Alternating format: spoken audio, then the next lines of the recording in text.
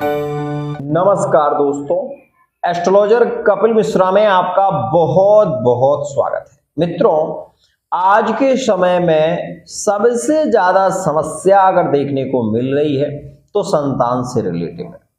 बहुत से लोग मुझसे पूछते हैं कि गुरुजी, हमारे विवाह को 7 वर्ष हो गए लेकिन अभी तक किसी कारणवश संतान का जन्म नहीं हो पा रहा है।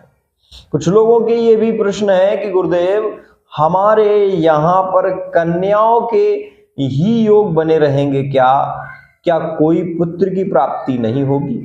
तो मित्रों, उन सभी लोगों के कहने पर आज मैं जो वीडियो लेकर आया हूं वो बहुत ही ज्यादा खास है और बहुत ही ज्यादा अद्भुत है।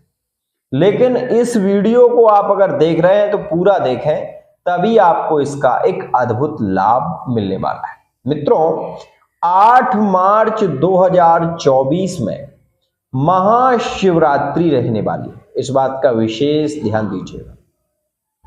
महाशिवरात्रि के पावन पर्व पर जिन लोगों की जो निसंतान है, जिनके यहाँ संतान नहीं है और जिनके यहाँ कन्याओं के ही जन्म होते हैं, उन सभी लोगों के लिए यह वीडियो बहुत ही ज्यादा खास है। इस बात का ध्यान दीजिएगा। मित्रों, आपने इस स्थिति को जरूर नोटिस किया होगा कि जिसके यहाँ पर संतान नहीं होती वो उस व्यक्ति को लोग कहीं ना कहीं घृणा की दृष्टि से देखने लगते हैं और लोगों में तरह तरह की चर्चाएं होने लगती हैं।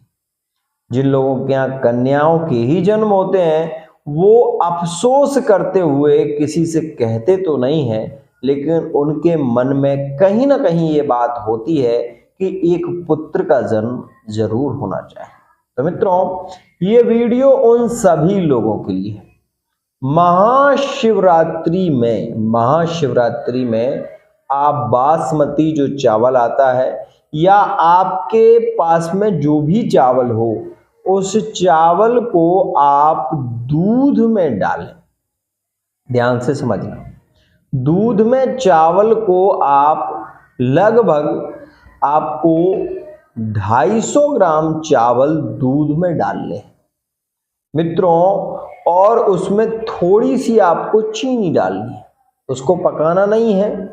गाय का दूध मिल जाए तो बहुत अच्छा है, अगर नहीं मिलता है तो आप विशेष रूप से भैंस का दूध भी ले सकते हैं। इसमें आप चावल को कम से कम 48 मिनट तक डला रहने दें, साथ ही साथ उसको अच्छी तरीके से घोल लें। उसके बाद मित्रों, आप महादेव जी की जो पिंडी है, सबसे पहले ध्यान रखना, गंगा जल से भगवान शिव की पिंडी का आप स्नान कराएं।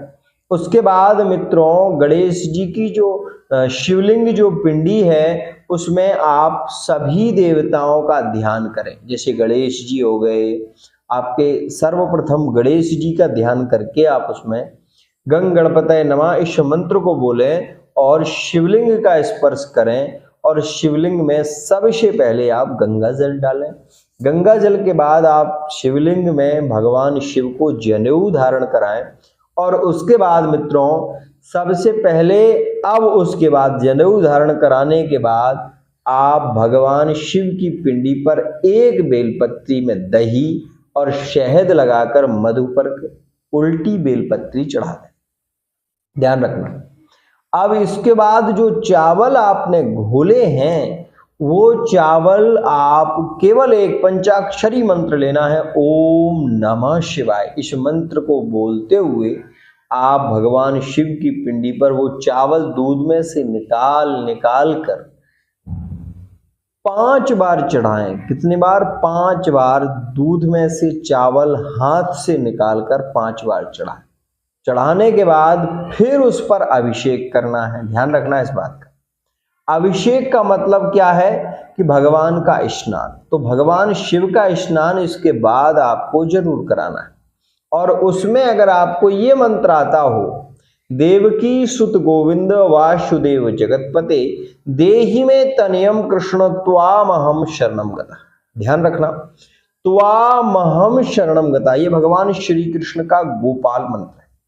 अगर आपको ये मंत्र आता है तो बहुत अच्छा है, नहीं आता है तो केवल आप राम नाम महामंत्र भी ले सकते हैं, ओम नमः शिवाय इस मंत्र को भी ले सकते हैं। लेकिन आपको ये जो दूध है वो ध्यान रखना, चांदी का इसमें थोड़ा सा पात्र जरूर होना चाहिए और तांबे का प्रयोग आप इसमें नहीं करेंगे, इस बात का भी ध्यान देना है। इस दूध को आप चढ़ाएंगे तो स्टील के पात्र से चढ़ा सकते हैं, इस दूध को आप चढ़ाएंगे तो इसमें चांदी का पात्र का होना बहुत जरूरी है। चाहे तो आपके पास में चांदी की कोई चैन हो, कोई अंगूठी हो, तो वो आप उस पात्र में डालकर चढ़ाएं, अति शीघ्र आपके योग बनेंगे।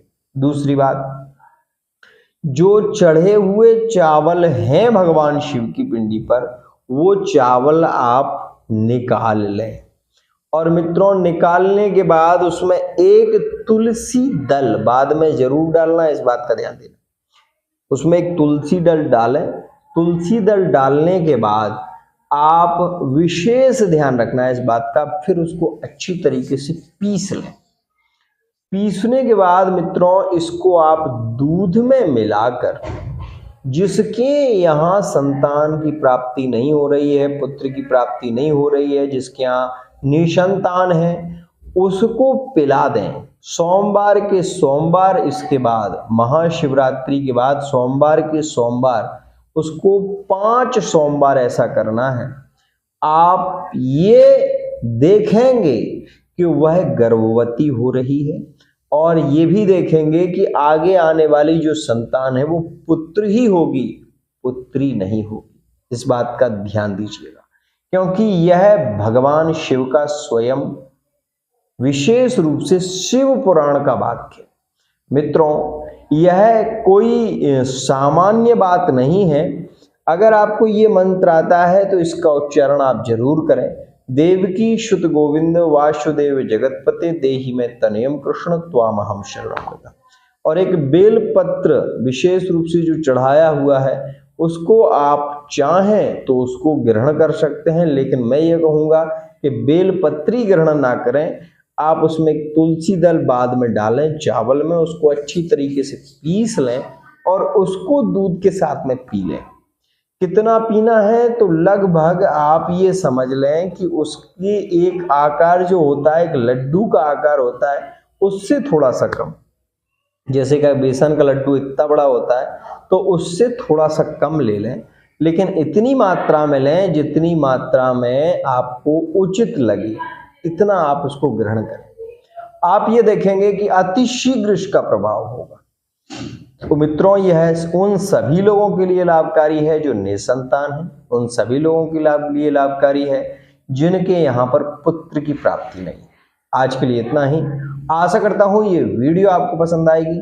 वीडियो यदि पसंद आई है चैनल को सब्सक्राइब करना ना भूलें। साथ ही साथ अगर आप भी अपनी love life, married life, extra affair, प्रेम संबंधों के विषय में जानना चाहते हैं तो विशेष रूप से पर्सनल रीडिंग ले सकते हैं।